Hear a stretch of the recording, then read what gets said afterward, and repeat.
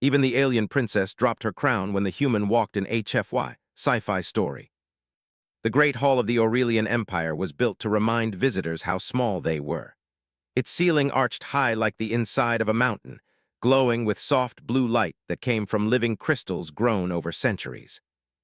Rows of alien nobles sat on rising platforms, their shapes tall, scaled, feathered, or smooth-skinned, each wearing symbols of rank and ancient bloodlines. This hall had seen thousands of species bow, beg, and fail. At the center sat the royal dais. The alien princess rested there, her posture perfect, her silver crown balanced lightly on her head. She was young by her people's standards, but already famous across the stars for her sharp mind and colder pride. She had watched 100 delegations arrive with shaking hands and false smiles. Today was no different, or so she believed. The council murmured as the final delegation was announced. Representative of Earth, species designation, human. A quiet wave of amusement spread through the chamber. Some nobles leaned toward each other, whispering. Others looked openly disappointed. Humans were new, their technology was rough, their ships were small. They had survived only one short leap beyond their home system before being noticed by the Empire. The princess barely looked up. She expected armor, perhaps a small group trying to appear strong, or maybe trembling diplomats hiding behind machines. Instead, a single human walked into the hall. He was average in height compared to his own kind, and very small compared to many aliens present. He wore simple dark clothing with no visible weapons or symbols of wealth. His hands were empty. His back was straight, his steps calm and steady. He did not rush, he did not hesitate. The great doors closed behind him with a deep sound that echoed across the hall. All eyes turned toward him. The human stopped at the center mark and stood still. He did not kneel. Gasps rippled through the court. Even lesser species knew to kneel before the Aurelian royal family. Guards shifted their weapons. Some nobles smiled, already waiting for punishment. The princess lifted her gaze at last. Her eyes met the human's. She expected fear. She expected defiance. What she saw instead made her pause. The human looked present, not bold, not proud, simply aware. His eyes were steady, not roaming, not avoiding. He did not stare at the princess as a challenge, nor did he lower his head in shame. He stood as if he belonged exactly where he was. "State your name," the princess said, her voice calm but carrying easily through the hall. "My name is Elias Carter," the human replied. His voice was clear, respectful, not loud. "I speak for Earth." Some nobles laughed softly. "One human speaks for an entire world," a tall, armored lord said. "How small your species must be." Elias turned his head slightly toward the voice. He did not smile. "We are small," he said simply. "But we learned early that numbers do not decide everything." The laughter faded. The princess felt something tighten in her chest.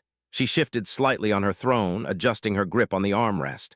The human's words were not impressive, yet the way he spoke them carried weight as if they were earned. "You stand before royalty," she said. "You failed to kneel." "Yes," Elias said, "that was a choice." The guard stepped forward. The princess raised one finger. They stopped. "Explain," she said. Elias took a slow breath. "On Earth, kneeling means surrender. It means giving up the right to speak freely. I came here to speak honestly. I did not come to challenge you, but I cannot surrender my voice before I use it." Silence filled the hall. The princess studied him carefully now. His clothing was worn but clean.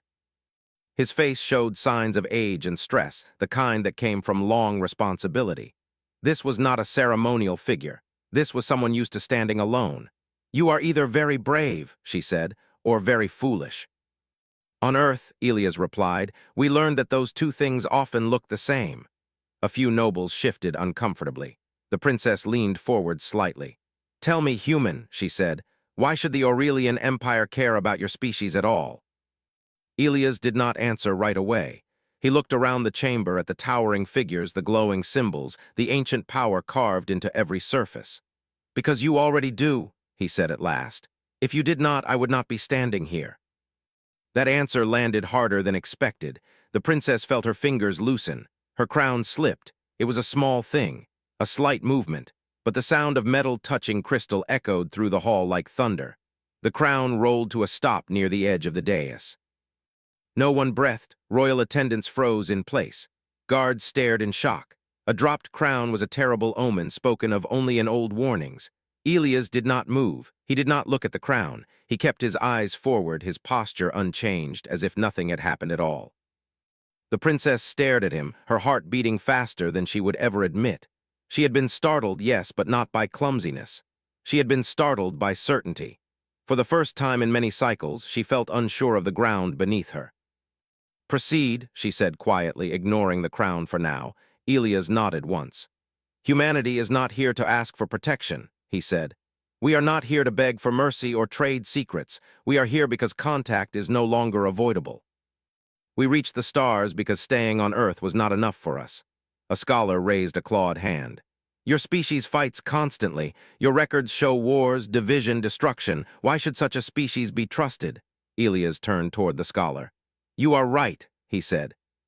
"We fought, we still argue, we fail often, but every time we thought we were finished, we adapted. When our planet burned, we learned restraint. When our machines grew dangerous, we learned responsibility. When we stood on the edge of extinction, we learned unity." He paused. "We survived ourselves." That quiet sentence settled deep into the hall. The princess felt her thoughts racing. Other species had survived disasters. Few had survived their own nature. "And what do you want from us?" she asked. Elias met her gaze again. "To be seen," he said. "Not as children, not as threats, just as we are." The princess looked down at her fallen crown. Then she looked back at the human who had walked into her court without fear, without armor, without lies. For the first time since taking the throne, she wondered if the galaxy had misunderstood something important. And for the first time, the court of the Aurelian Empire felt unbalanced. The human still stood at the center of the hall. And nothing would ever feel the same again. The silence after the human finished speaking did not break quickly. The great hall felt different now, as if the walls themselves were listening more closely than before. The alien princess finally signaled for the attendants to retrieve her fallen crown. She did not put it back on right away. Instead, she held it in her hands, her eyes still on the human standing below. "Your words are noted," she said, "but words alone do not shape empires." Elias bowed his head slightly, not in surrender, but in respect. "That is true," he replied. The council members began to speak at once. Some demanded the human be removed. Others insisted on tests, trials, and proof. A few remained silent, studying him with new interest. The princess listened to them all, her face calm, her thoughts sharp. "At ease," she said at last. The noise faded. "The human delegation will remain," she continued. "Observation will begin immediately." Guards stepped closer, not to seize Elias, but to escort him. He followed without resistance. As he walked from the hall, whispers chased him like shadows. Some aliens stared with open suspicion. Others looked curious. A few looked unsettled. From the dais, the princess watched him go. She placed the crown back on her head, but it felt heavier than before. Elias was taken to a controlled wing of the station reserved for visiting dignitaries. The room was clean, well lit, and carefully monitored. Nothing in it could be used as a weapon. He noticed this and said nothing. Within the hour, the evaluations began. The first was a mental examination conducted by Aurelian scholars. Holographic symbols filled the air, shifting and rearranging, forming puzzles meant to confuse and overwhelm. Elias studied them calmly. He did not rush. When he spoke, he explained his reasoning step by step, not to impress, but to be clear. Some answers were wrong. He admitted it openly. "When we fail," he said, "we learn faster." The scholars exchanged looks. That was not the response they expected. Next came historical questioning. Elias was shown images of human wars, polluted cities, starving populations. The intent was clear: shame him, force him to defend the worst parts of his species. He did not deny them. "These things happened," he said. "They are part of us." "Then why should the galaxy trust you?" one scholar demanded. "Because we remember," Elias answered, "and because we try not to repeat them." That answer followed him out of the chamber.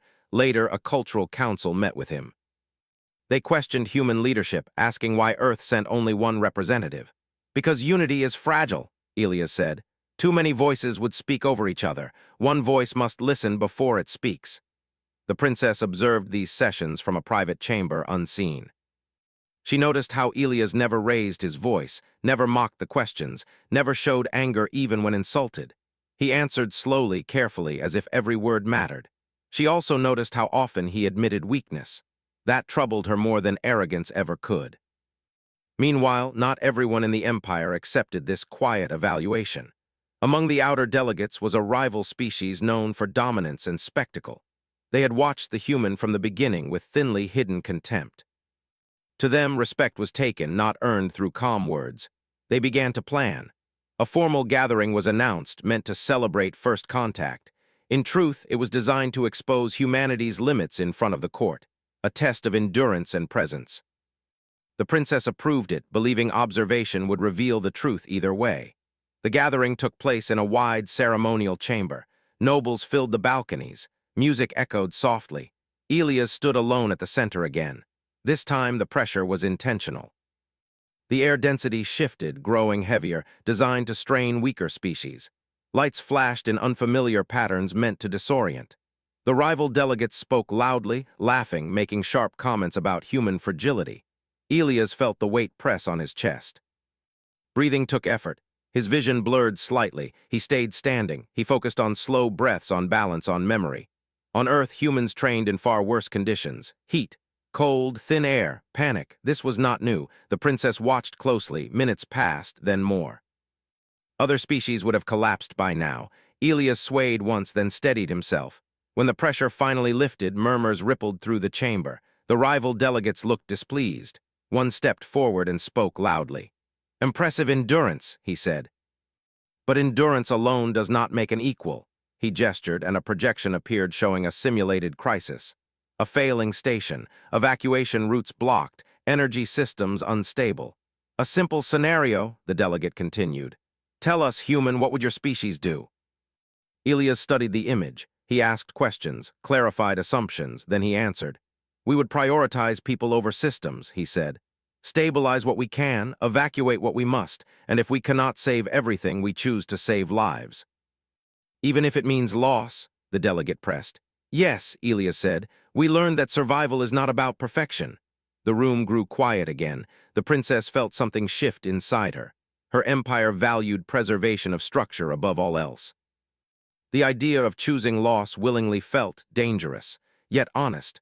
As the gathering ended, the princess called for a private meeting.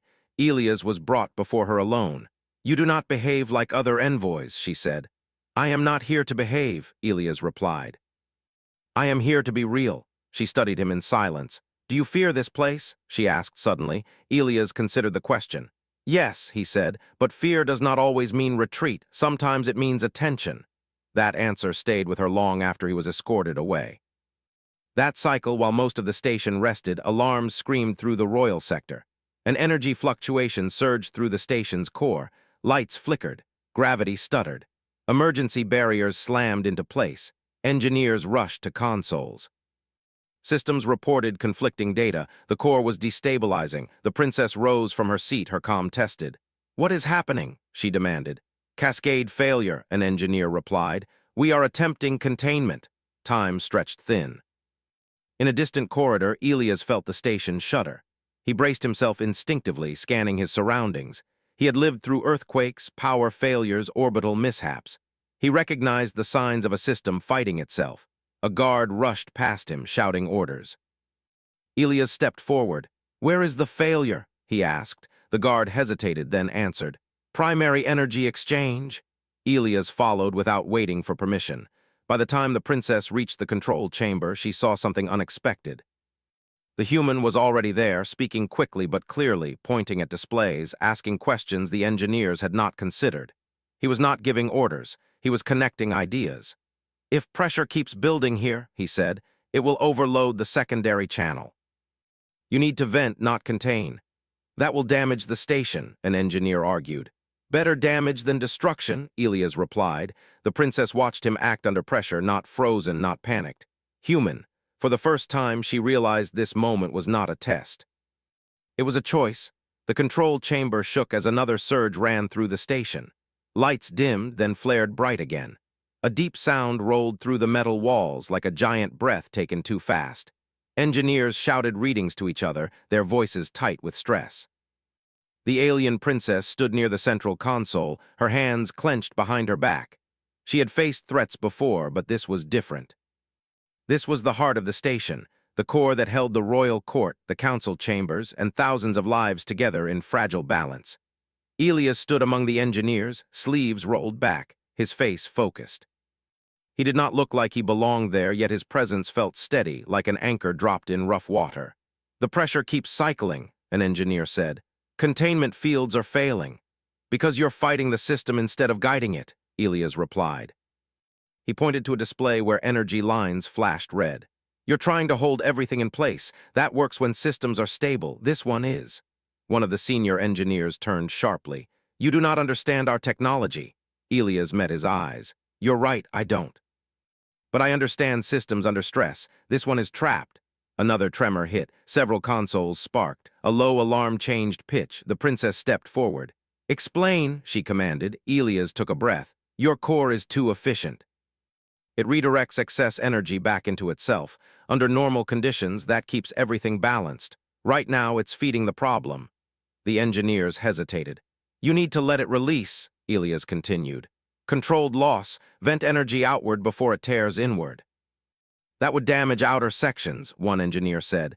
"Yes," Elias answered, "but it will save the core."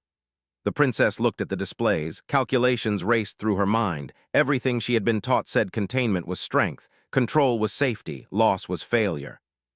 She looked at the human. He was calm, not certain but committed. "If we do nothing," he added quietly, "you lose everything." Silence fell for half a heartbeat. "Do it," the princess said. Engineers moved at once. Commands were sent. Panels shifted. External vents opened along the station's outer ring. A massive wave of energy burst outward, visible even through reinforced viewports.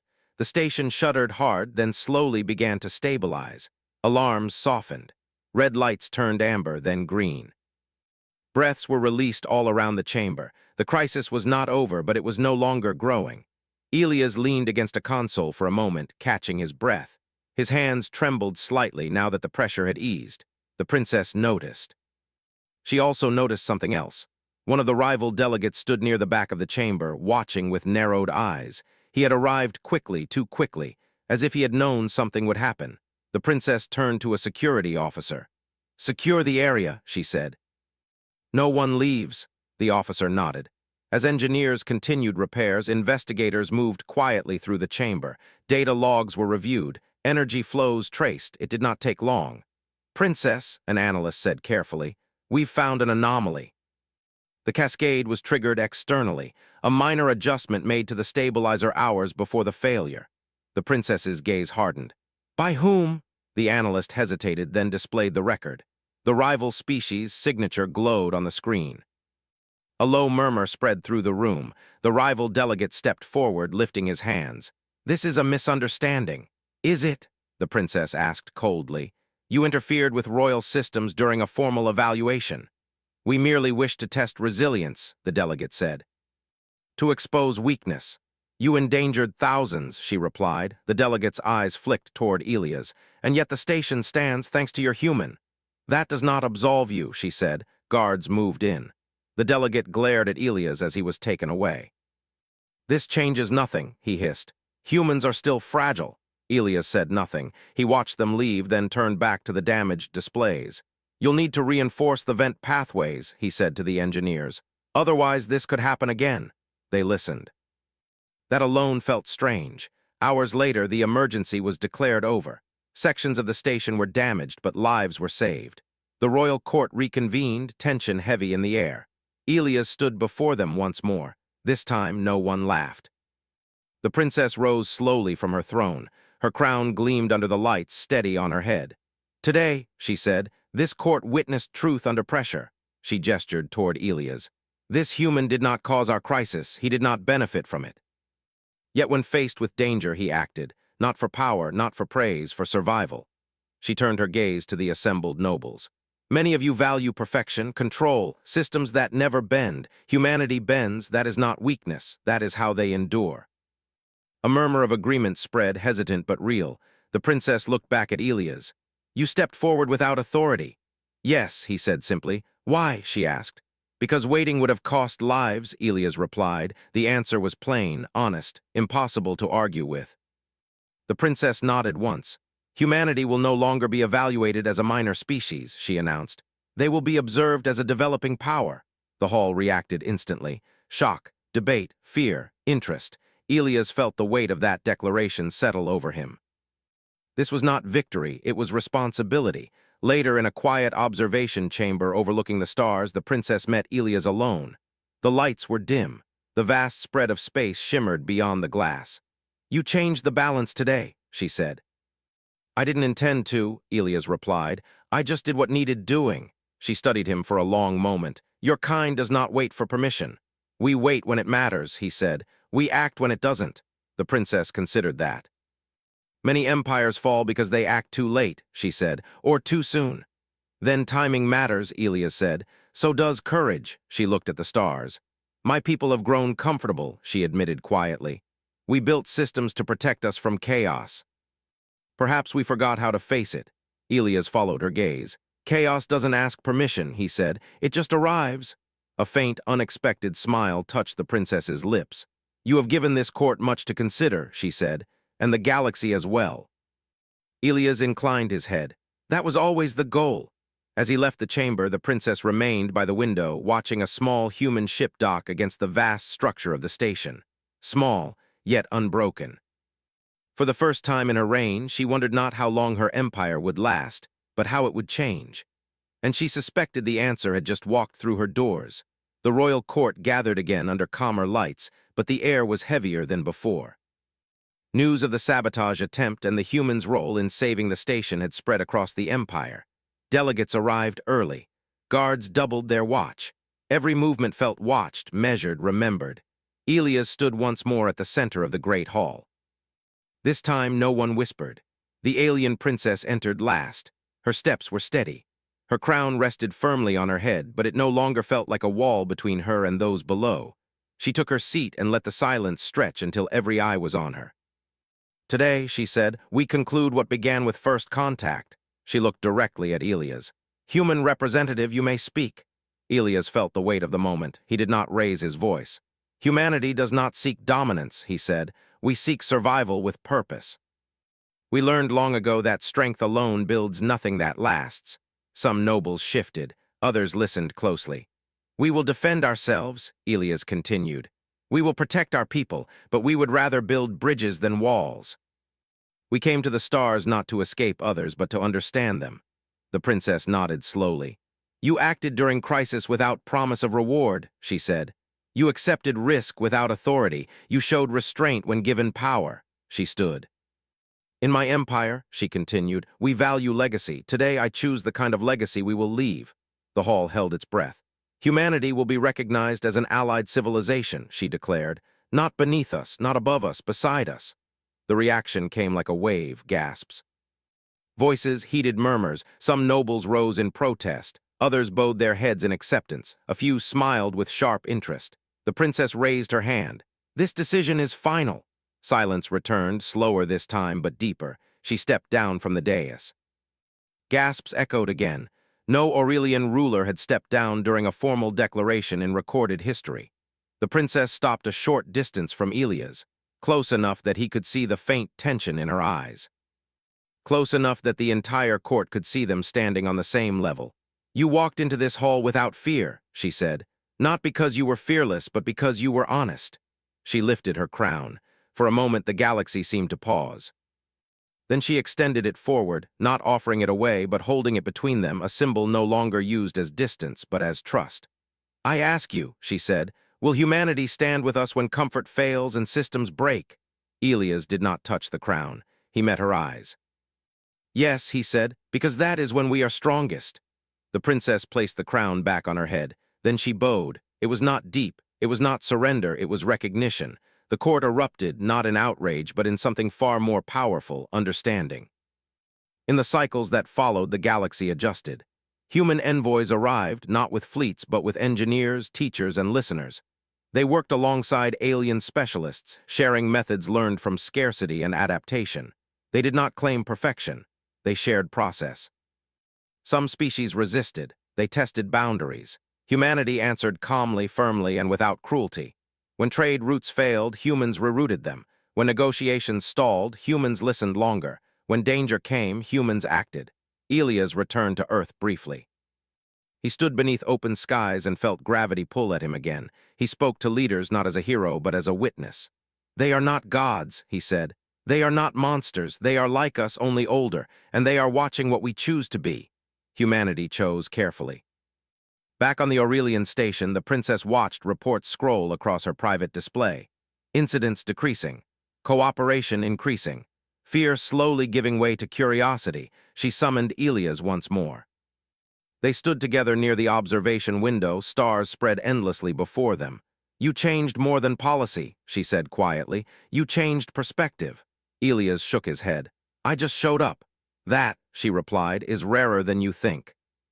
She studied the distant lights. "My people built an empire to escape uncertainty. Humans seem to walk into it." "We don't enjoy it," Elias said. "We just know pretending it isn't there costs more." The princess considered that. "Do you believe humanity will remain this way?" she asked. "When you grow stronger?" Elias did not answer quickly. "I believe we will struggle," he said. "We will argue, we will make mistakes, but we remember what it feels like to be small. That memory keeps us human." She turned to face him fully. "Then the galaxy is fortunate," she said, "that you walked through my doors." Far across the stars, stories spread. They spoke of a human who entered a royal court with empty hands and steady eyes. They spoke of an empire that learned strength did not always come from control. They spoke of a moment when a crown fell, not from weakness, but from surprise. And they spoke of a species that did not arrive to conquer the galaxy, but to stand up inside it. Humanity did not rise with thunder. They rose with resolve, and the stars made room.